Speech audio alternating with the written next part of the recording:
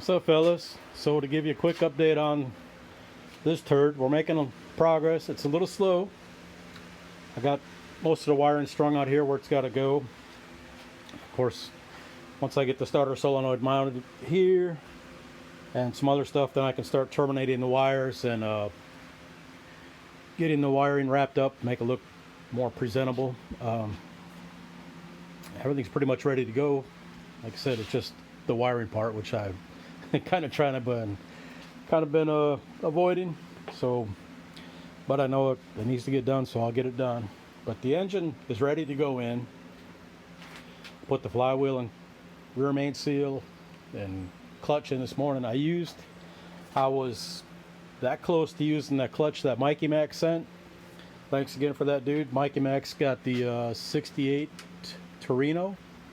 Got a 302 in it, runs I think in the low 12s, high 11s, up there in the northeast, Baltimore I think, or Delaware, somewhere around in there, Maryland. He's got videos online, go check it out. I don't have his username, but it might be just Mikey Mac, but look for Mikey Mac on YouTube and hook it up, follow him, or subscribe. I guess they call it subscribing on YouTubes. So anyway, like I said, I used the clutch from that I had in the red car a while back. It's a Ram. I don't remember which one it is, but at least I can go back and look. I think I got it off LMR when they had a sale. So if this one does kind of crap the bed after a while, I can go back and look, see what kind it was, and then see what I need to do about upgrading, getting one that's a little more robust. Starter's on. I got the cable strung. It's not terminated yet. I just wasn't real sure how much cable I needed, so I kind of got a little extra. And like I said, when the starter solenoid is mounted, I can put all that together and get it purdy, crimped ends and heat shrink, all that good stuff. No wire nuts. Oh, also another thing I do, put the motor mounts on but leave them loose so that when they drop into that slot, the motor will kind of do its thing. You got to make sure you got it level, then tighten up the bolts for the mounts, and then put the nut on here and tighten that up. Little trick I learned. If you put them on, if you tighten them up now, it won't sit right. And I've done that before. You get the engine in and it looks cockeyed because it's not sitting. It won't sit level sometimes. It'll kind of catch.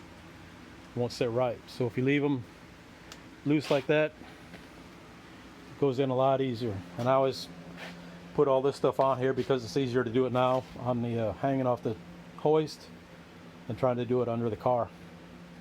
So once I get it in, all I got to do is have a jack underneath the back of the bell housing here, and then still have the engine at kind of an angle, and have the transmission laying on the floor, and just kind of pick it up and stab it in there. Sometimes it'll go in but have a gap about yay much. You get a pry bar, like a big crowbar, and reach in there, or else hook up the cable and push the clutch. Have somebody push the clutch pedal while you're pushing the transmission in. It'll go in that last little bit. I have a yoke on the back of the drive shaft, or the back of the transmission, the forward yoke from a drive shaft. This here, my proper English. So I turn that with the transmission in gear, and it engages the clutch disc real good. So anyway, that's about it. It's just I wanted to put the engine in because it's just taking up a lot of room, and I ain't got much room here because all the other garbage, cramping my space.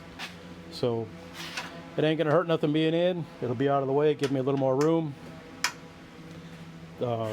So that's what I'm gonna do. Get that in, maybe put the transmission in tonight, get it in, do some measuring, see if I got to cut the transmission tunnel out, and then tomorrow we'll be working on the intake, the torquer for the little baby Pro Stock, and maybe the what's Rod call them, the yee heads, so those guys can have them back on dyno days next Saturday.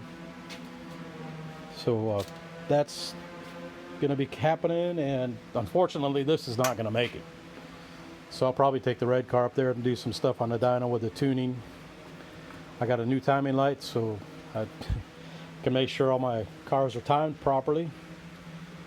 So I'll see what that does. So that's it for now, fellas. I'll have more on this thing through the week here.